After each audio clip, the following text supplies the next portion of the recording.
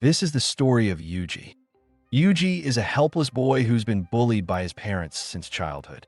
He lives with his sister Kajuki, a talented artist whose incredible paintings have made their family rich.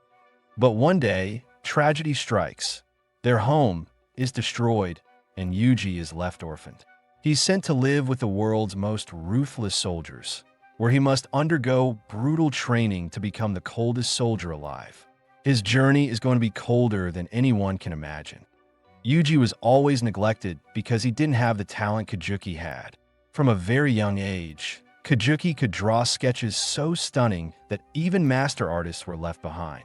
She won awards, conquered competitions, and earned millions. Yuji avoided Kajuki because when he was around her, people would mock her for spending time with him. Still, Kajuki always tried to fill the emptiness in Yuji's life. She played with him, supported him, and told him he had extraordinary potential, that he should chase his dreams. Those words became his motivation to try and be more like her. Even when Yuji's drawings were terrible, Kajuki praised him. Meanwhile, their father constantly criticized him, making Yuji tear his artwork to shreds. One day, at home, Yuji met a mysterious man who offered him chocolate. But even this embarrassed his father. The mysterious man simply smiled, as if he had seen something special in Yuji. Years passed. Kajuki began hiding her talent. She even dropped out of her prestigious art school in Paris.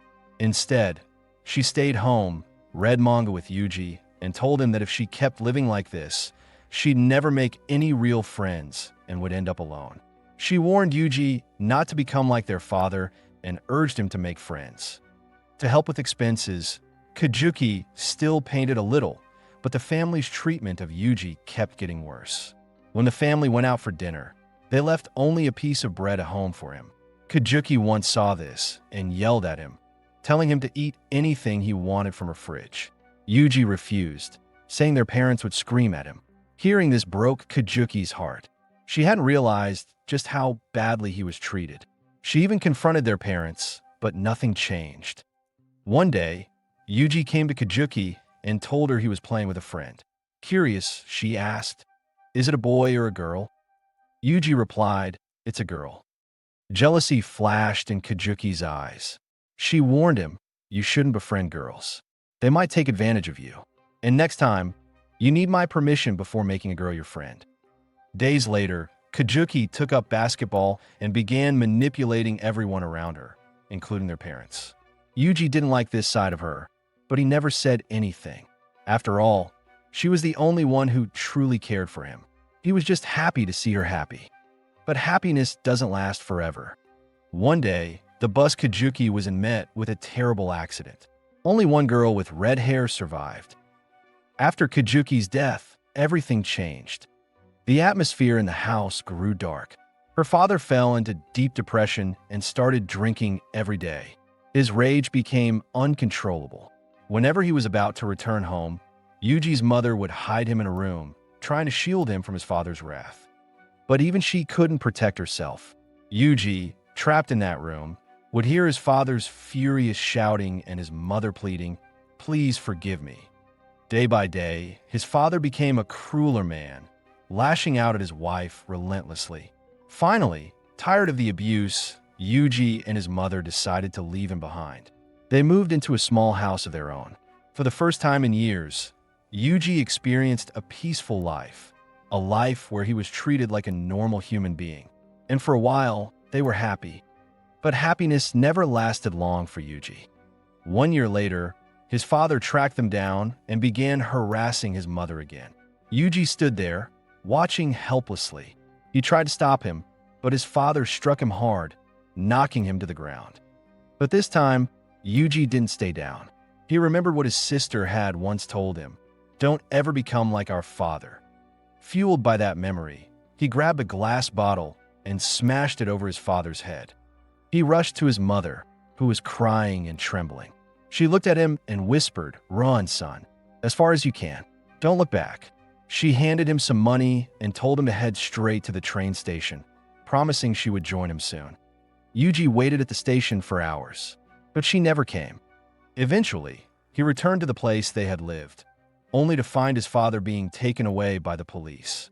And worse, he learned that his mother had been arrested for his father's attempted murder.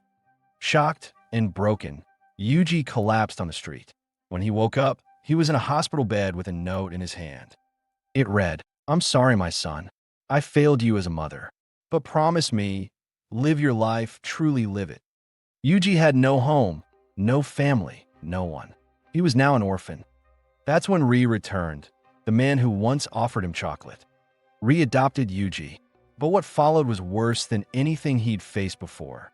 Ri began dressing Yuji like his sister Kajuki and subjected him to a level of psychological and physical torment too disturbing to describe. At first, Yuji thought, "At least I have a roof over my head." But that comfort came with a cost far too great. Let me tell you one thing about Ri. There was no man more vile than him. This was the kind of person who visited his friend's house and kept his eyes on the man's innocent daughter. So young, so unaware. When she tragically died and he couldn't possess her, he turned to her brother instead. He made Yuji dress like her so he could project his sick fantasies and continue the abuse. That tells you everything about the kind of man Ri was. And Yuji's father? He probably had no idea just how twisted his so-called friend really was. But then again, what more could you expect from a man like him? If a father could abuse his own child for years, what kind of friends would he have? Yuji's father may have never assaulted him in the same way, but the emotional and physical abuse he inflicted left scars no less deep. So, when you think about the kind of man Ri is, remember, monsters attract monsters. Days continue to pass, and one day, even Rei's bodyguard attempts to harass Yuji. But this time, Yuji fights back and kills him. Shocked by Yuji's reaction, Rei realizes that Yuji could be a powerful tool. So, he sends him to a military academy where children are trained to become soldiers. 200 days pass, and Yuji starts transforming into a cold, calculated soldier. However, due to Rei's influence, Yuji receives special treatment, which causes the other kids to bully him. The only person who treats Yuji kindly is a girl named Marley. She suffers from memory loss and can't remember anything from her past. Despite her own struggles, Marley often saves food for Yuji, and slowly, Yuji begins to trust her. Meanwhile, Rei starts personally training Yuji. He tells him, "Use the knife. Kill before they kill you." Rei continues to brainwash Yuji, feeding him lies that the whole world is his enemy and only his family, Rei, can be trusted. Then comes the final test. The students must defeat their opponents in combat to pass. Yuji's opponent? Marley. Without hesitation, Yuji begins to brutally beat Marley. She tries to get up again and again, but he knocks her down each time. Then, mid-fight, a memory of his mother being beaten by his father surfaces. Yuji falters. A splitting headache paralyzes him. Marley sees the opportunity and begins to fight back, laughing through tears as she punches Yuji over and over. Yuji does nothing. He takes every blow, believing it's punishment for the sins of his father. Eventually, Yuji loses the match and is imprisoned. Later, Marley visits Yuji in the infirmary, treating his wounds while sobbing. She apologizes, saying she never meant to hurt him. She even tries to feed him. It's the last time anyone ever talks to Yuji. After graduation, Marley bids goodbye. That's the last time Yuji ever sees her, because not long after, he learns that Marley died during her first mission. Consumed with guilt, Yuji believes her death was his fault. Maybe, if he had defeated her that day, she would still be alive. A year later, Yuji passes his final test and is assigned his first mission, to assassinate a wealthy man. Yuji completes it quickly, striking when the target is distracted. From that point on, he continues completing missions and killing targets. But everything changes when the government raids Rei's mansion. Many of Rei's soldiers are killed, though Rei escapes. The survivors go underground, and there they discover a steel case. Inside, they find a long-haired child, at first mistaken for a girl. When the hair falls away, they realize it's a boy. Masako, the leader of this mission, finds something interesting about Yuji and decides to take him to Japan. Julia disagrees, insisting on keeping a close eye on both of them. Eventually, she reluctantly agrees. Back in Japan, Masako starts treating Yuji harshly. She smacks him and demands he get out of bed.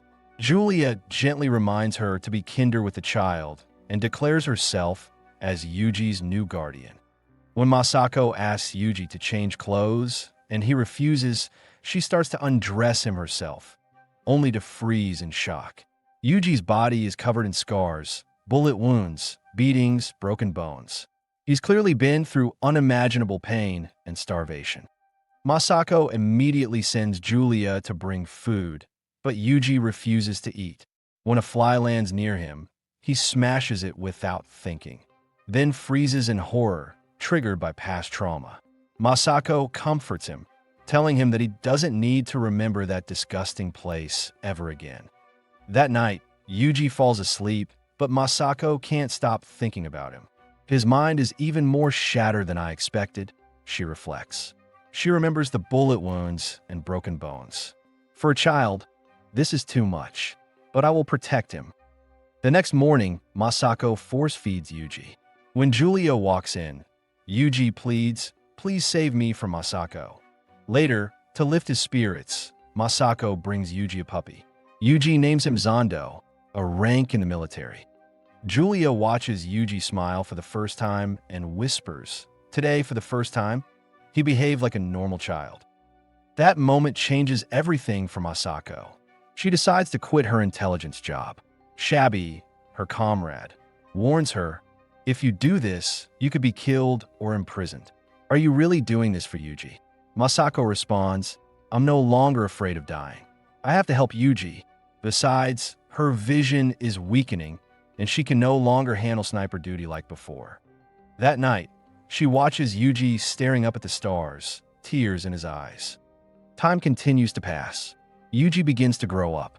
While running one day, he remembers Masako's teasing words, "If you don't run fast, you'll never be popular with elementary school girls." Determined, Yuji starts running faster. But Masako corrects him. Being fast isn't enough. Do you know what happens to popular boys? They get bullied too. She teaches him how to fight. "Use your strength to protect the weak," she says, "never to harm others." Just then, as she leans over him, Yuji's dog Zondo jumps in and bites Masako.